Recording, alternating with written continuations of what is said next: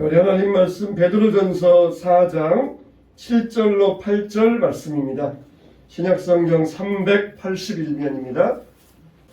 우리 찾으신 줄 알고 다같이 시작. 만물의 마지막이 가까이 왔으니 그러므로 너희는 정신을 차리고 근신하여 기도하라.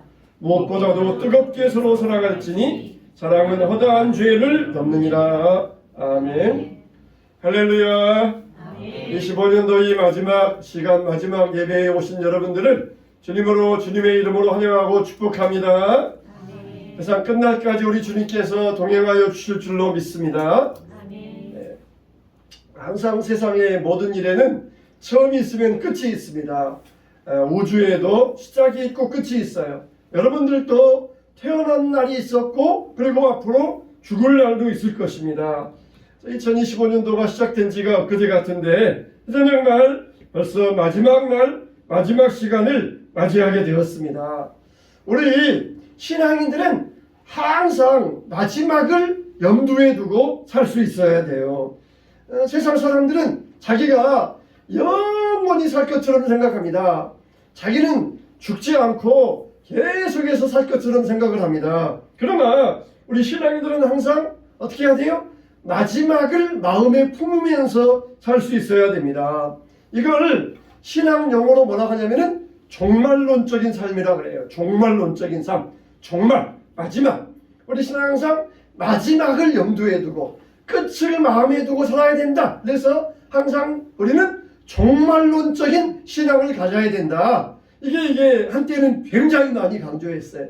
항상 그냥 현재에 취해가지고 현재가 평안하고 현재가 행복하니까 그냥 현재에 살아가는데 우리는 절대 그러면 안 된다. 우리는 항상 마지막을 염두에 두고 끝날, 내 인생이 끝날, 그리고 우주가 끝날 그 날을 염두에 두고 살아야 된다. 그래서 우리는 종말론적인 신앙을 가져야 된다. 이걸 굉장히 많이 강조했어요.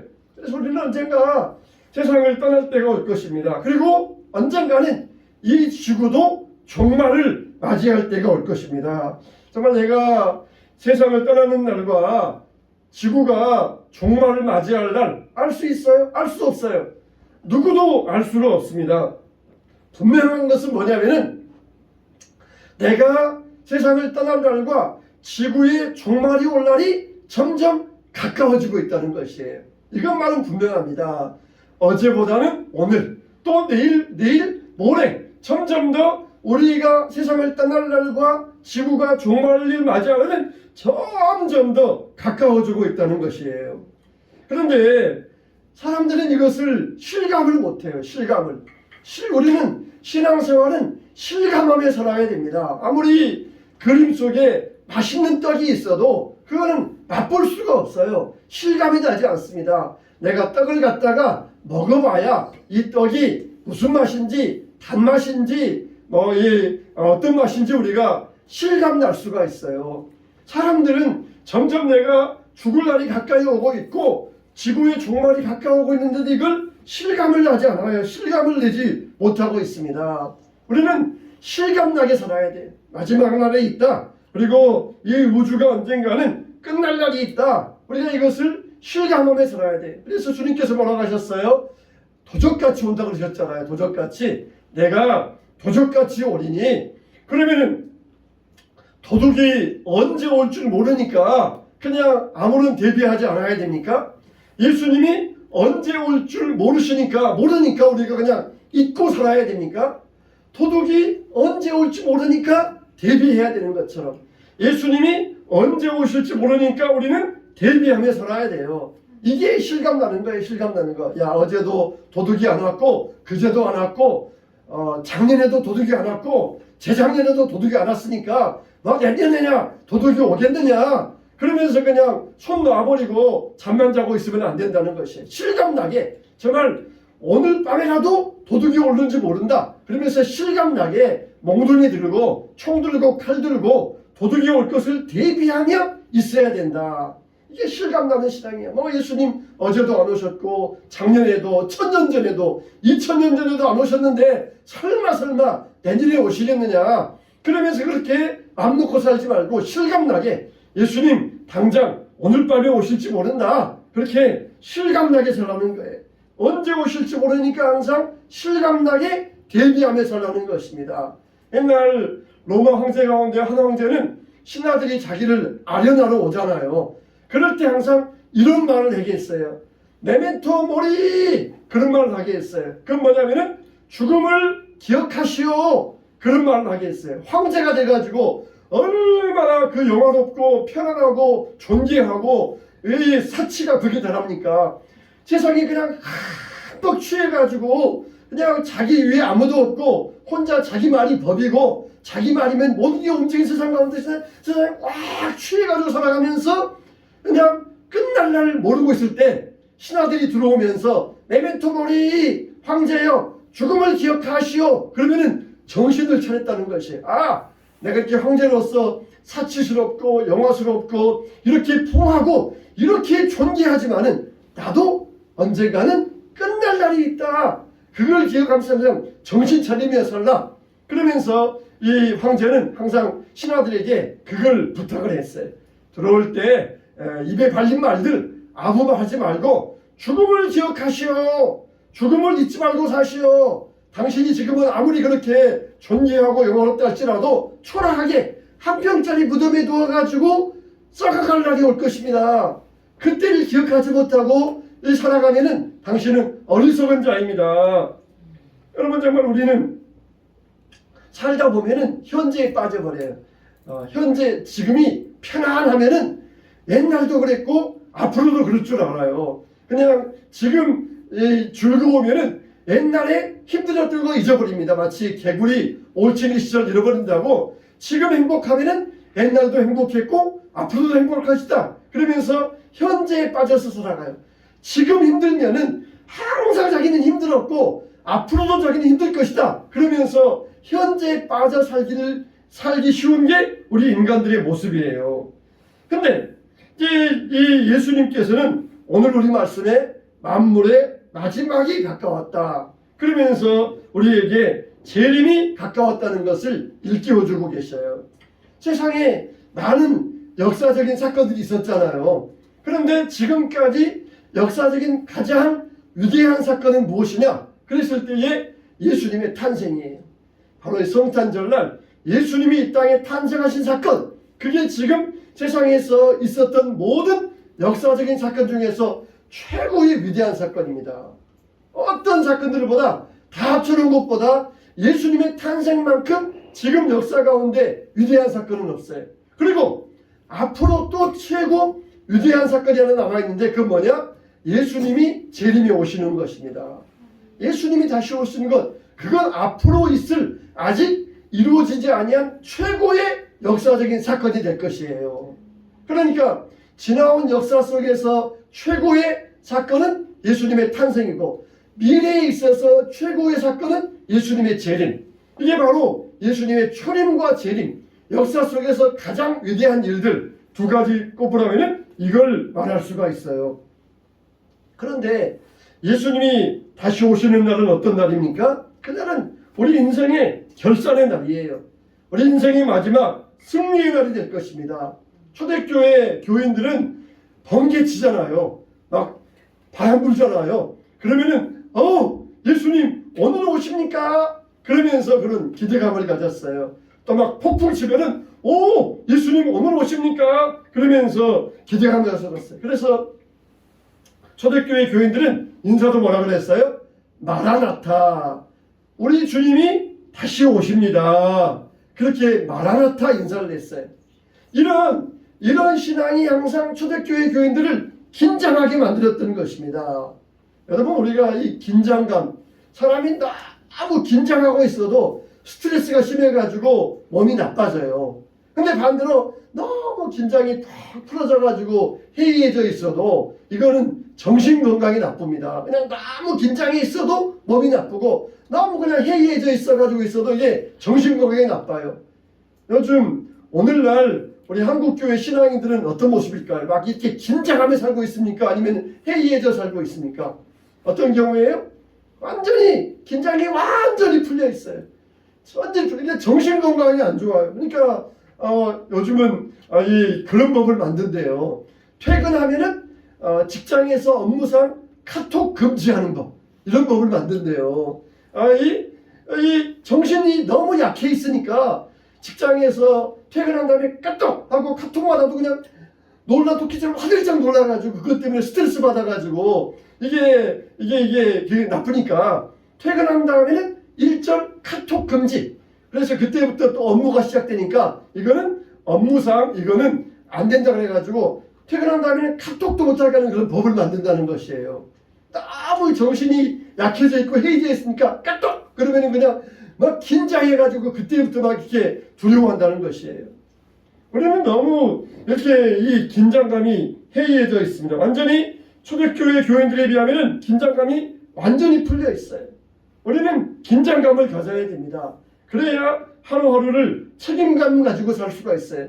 교회가 부흥되던 그런 시간들을 보면은 항상 성도들이 이런 긴장감을 가지고 주님 오실 날을 기다리며 살았을 때 교회가 부흥되었다는 것을 역사가 증명해주고 있어요.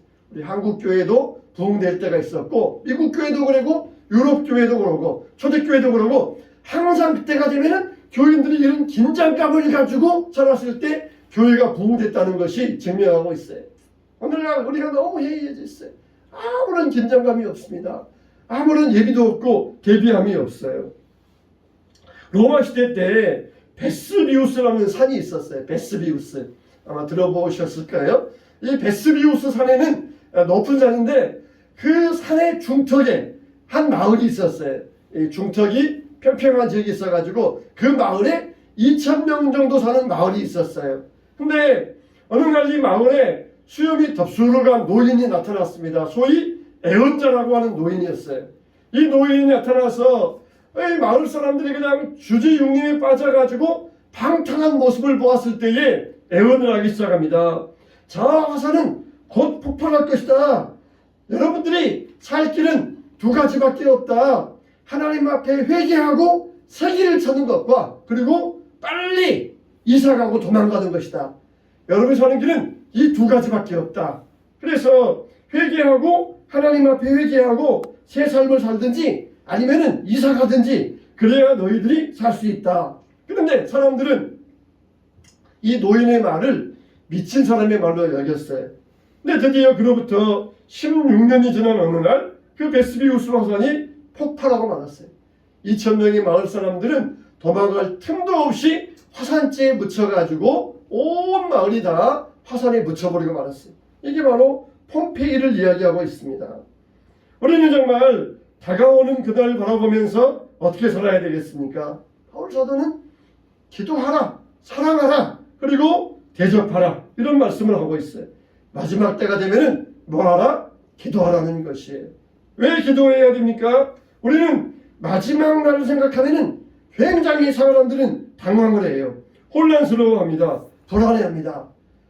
내 인생의 마지막 날, 지구의 마지막 날, 어떻게 될까? 그러면서 굉장히 정신적으로 불안한 모습을 가지고 있어요.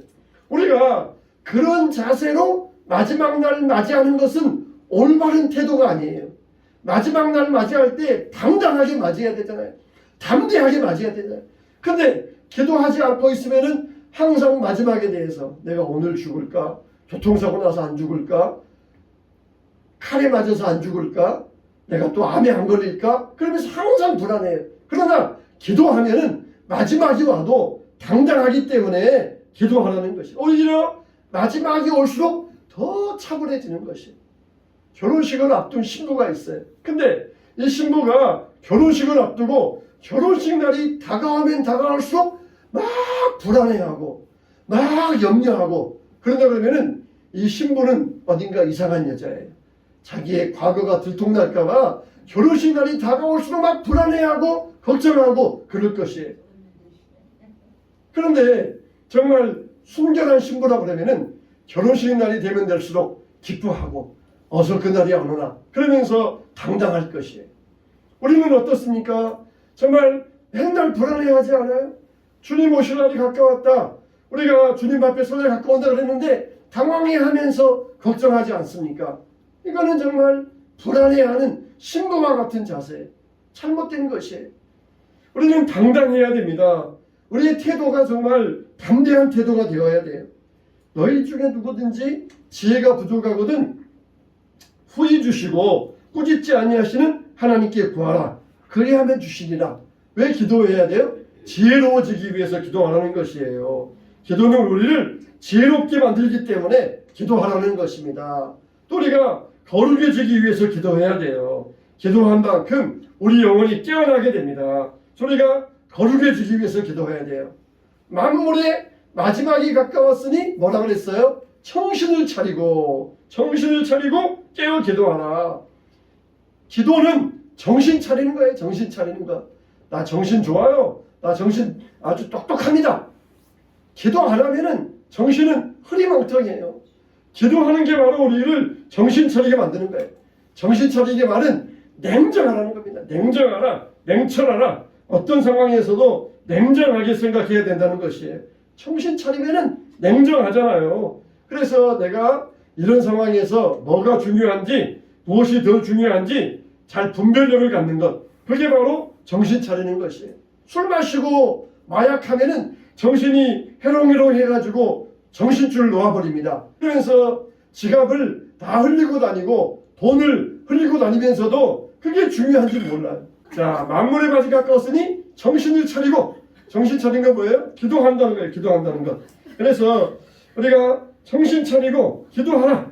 그래서 어려운 일이 생겼을 때 당황해서 뭘 할지 몰라요. 왜 그래요? 정신줄 놓아버리니까. 그래서 우리가 점점 빠르게 흘러가는 세월 속에서 이게 얼마나 큰 문제입니까? 그래서 정신 차리고 근신하여 기도하라. 기도하면은 우리가 나 자신을 발견하게 돼요. 기도하면은 하나님의 뜻을 발견하고 하나님의 선하시고 기뻐하시고 온전하신 뜻을 발견하게 됩니다. 기도하면은 내가 해야 될 일을 발견하게 돼요. 그래서 삶의 의미를 우리가 발견하게 됩니다. 내가 무엇을 해야 될까? 무엇이 가치 있는 일일까? 그럴 때 만물의 마지막에 가까웠으니 그러므로 정신을 차리고 근신하여 기도하라 그랬어요. 사랑하는 성도 여러분, 우리가 새해에는 정신 차릴 시기를 축원합니다. 여러분은 긴장감을 회복하시기를 축원합니다. 세상을 그냥 편안하게만 살고 있는데 이제 우리가 긴장감을 가져야 돼. 그래서 기도해야 됩니다. 제자들이 예수님에게 외쳐 깨우면서 주여 우리의 죽게 된 것을 돌아보지 아니하시나이까 이렇게 외쳤던 것을 우리가 긴장감을 가져야 돼. 긴장감을. 너무 우리가 해이해져 있어요. 예배인지 아닌지 우리가 너무 해이해져 있어요. 하나님 앞에서 이런 긴장감을 가지고 살 수 있어야 돼요. 하나님 앞에 나올 때 이런 긴장감이 있을 때 하나님과 우리 관계가 회복되고 우리의 신앙이 굳건해지게 될 줄로 믿습니다. 두 번째는 사랑하라 그랬잖아요. 무엇보다 열심히 사랑할지니 마지막 때는 어떻게 해야 된다는 것입니다. 사랑한데 해야 된다는 것이에요. 무엇보다 열심히 사랑할지니 열심으로 사랑하라는 것이에요. 열심이라 이 말은 운동선수들이 목표를 향하여서 막 손을 쫙 뻗는 것을 표현할 때 열심을 이야기해요. 이 100m 선수들이 막 달려가다가 가슴을 앞으로 쫙 뻗으면서 이 0.001초라도 단축하기 위하여서 가슴을 쫙 뻗잖아요. 그런 것처럼 운동선수가 붙잡기에 손을 쫙 뻗는 것, 그런 상태를 바로 열심을 이야기합니다. 요한복음 13장 34절에도 새 계명을 너희에게 주노니 서로 사랑하라. 내가 너희를 사랑한 것 같이 너희도 서로 사랑하라 그랬어요. 우리가 이제는 신년도에는 내가 사랑하겠다 그런 목표를 세워야 된다는 것이에요. 하나님은 우리에게 그냥 막연하게 사랑하라 그렇게 말씀하지 않으셨어요. 사랑은 허다한 죄를 덮느니라. 사랑함으로 서로 봉사하라. 서로 대접하라. 원망 없이 하고 봉사하라. 서로 이렇게 서로란 말이 참 많이 나옵니다. 용서의 첫 단계는 허물을 덮어주는 것이에요. 그렇게 의인이었던 노아가 포도 농사를 하고 포도주를 만들어서 먹고는 술에 취해서 벌거벗고 자기 장막에서 잠이 들었습니다. 그때 세 아들이 노아의 장막에 들어왔어요. 처음 들어왔던 함은 자기 아버지가 벌거벗고 누워있는 것을 보고는 밖에 나가서 떠들어대요. 자기 아버지의 허물을 떠들어댑니다. 그러나 셈과 야벳은 아버지의 허물을 보지 않으려고 옷을 가지고 뒷걸음질 쳐와서 아버지의 허물을 덮어주었던 것입니다. 여러분 정말 사랑한다는 것은 허물을 덮어주는 것이에요. 하나님께서 함은 저주하시고 셈은 축복하십니다.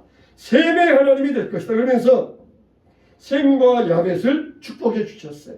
우리는 다 부족하고 실수가 많은 사람들이에요. 하나님 앞에서 허물 없는 사람은 어디 있습니까? 교회적으로도 마찬가지예요. 교회적으로도 다 허물 없는 교회는 없습니다. 마찬가지입니다. 그러나 다 조용한 교회는 허물을 다 덮어주는 교회고, 시끄러운 교회는 그걸 드러내는 교회일 뿐이에요. 그 차이일 뿐이에요. 다 완벽한 교회, 허물 없는 교회는 없어요. 그러나 조용한 교회와 시끄러운 교회가 있을 뿐이에요. 그 허물을 가려주는 교회가 있고 그 허물을 덮어주는 교회가 있을 뿐이에요. 우리는 서로 용서하는 법을 배워야 됩니다. 말세가 되어줄수록 사람들의 사랑이 식어져 간다 그랬어요. 그러면서 너희가 서로 사랑을 실천함으로 대접하기를 원망 없이 하라 그랬습니다. 너희가 무엇이든지 대접받기 원하면은 너희도 남을 대접하라 그랬잖아요. 우리가 대접할 때에 남에게 억지로 대접하는 것이 아니라 정말 우리가 즐거움으로 대접할 수 있어야 돼요. 우리가 억지로 하다 보면은 나중에 대접을 해주고도 치사하다는 그런 불평을 들을 수가 있습니다. 한동대 부총장을 지내셨던 이분 중에 부인 되시는 전영순 집사님이 계셔요. 이 집사님은 남편과 함께 미국에서 유학하면서 방 2칸짜리 2아들 데리고 살아가면서 항상 선교사님들이 오시면은 자기 집에 선교사님 모셨어요. 그래서 선교사님이 한 가정 오시면은 안방 내어드리고 2가정 오시면은 안방과 애들방 내어드리고 그리고 자기들은 거실에서 자고 그랬어요.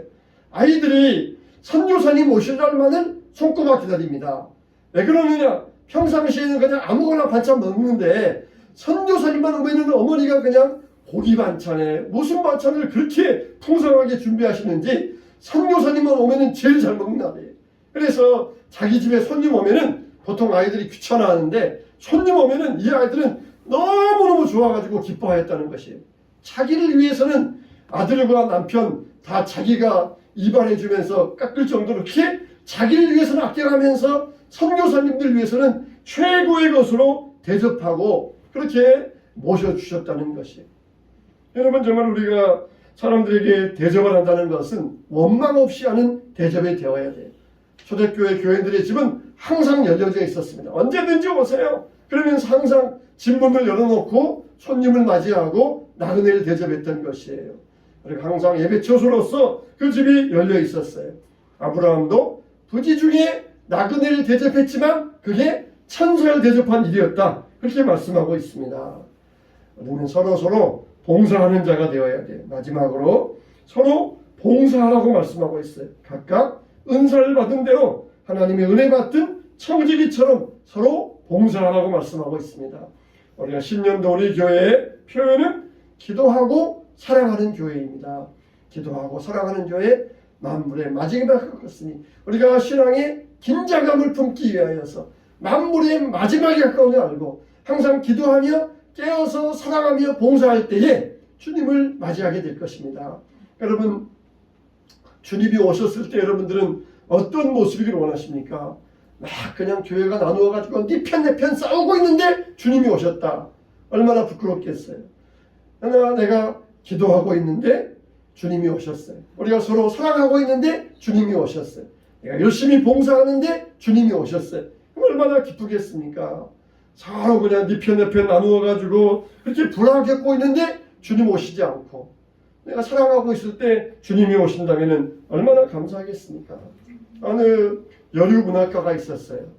이분이 병원에 가서 진단받았는데 간암이라는 진단을 받았습니다. 그래서 이제 2달 남았다는 것이에요. 2달 남았다는 것이 인생이 2달밖에 안 남았다는 것이에요.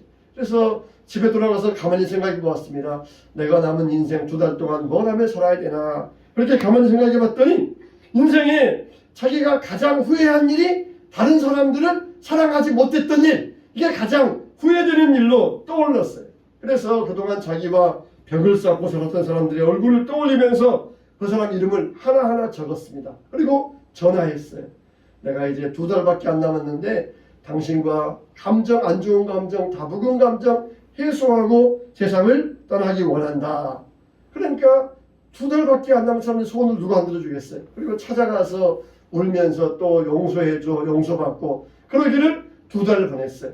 또 시간이 좀 남아서 자기 재산을 정리했습니다. 그리고는 나눠주고 그리고는 돈을 가치 있게 사용했어요. 근데 2달이 지났는데도 안 죽는 것이에요.